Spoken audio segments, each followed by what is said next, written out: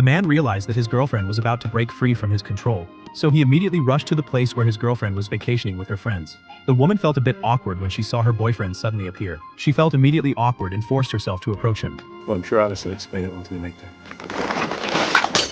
Jesus fucking Christ. Alice, you stop fussing. It's fine. I guess it was too much, eh? Her friends felt uncomfortable hearing the man's words. Then, the woman hurried back to the bathroom to quickly apply makeup. She knew that she hadn't yet reached the perfect image in her boyfriend's mind.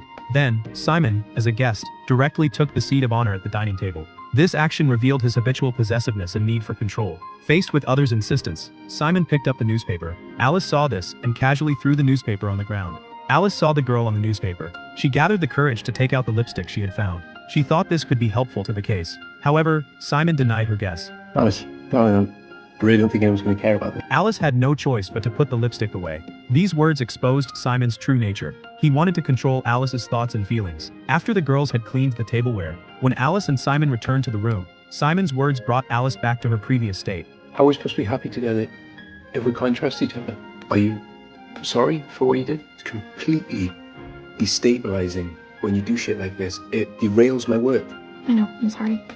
I'm trying to work out why you would choose to hurt me so deliberately. No, I mean, I just wanted to hang out with my friends. Right. So you want to be here with them at my expense? You're incredibly selfish. In the end, he pretended to forgive Alice for everything. This time, Alice made an excuse and ran to the bathroom. She stood in front of the mirror, her eyes swollen. She kept tugging at her broken hair with her fingers. This had become her way of relieving anxiety. Then she pretended that nothing had happened and returned to the room. The next morning, Alice packed her luggage and followed Simon back to the city. In the car, Alice looked back at her friends with reluctance. She didn't know how to refuse Simon. Just as they were waiting for the cyclist to leave, suddenly, a loud crash came from behind them. They turned around and found that Sophie had shattered the car's window. Alice quickly ran to Sophie's side. At this moment, Simon was in a violent rage. Sophie and Tess, through their actions, told Alice she could refuse to leave. They had the ability to protect her. When Simon ordered her to return to the car, this time, Alice refused Simon with her friend's protection. Simon realized he could no longer force Alice, so he started belittling Alice again, saying she was too emotional. When Sophie helped Alice firmly say no, Simon kept trying to persuade Alice to leave. Only this way he could continue to control her. Tess and Sophie were not swayed by Simon's provocation. They trusted their friend. Simon realized he couldn't take Alice this time.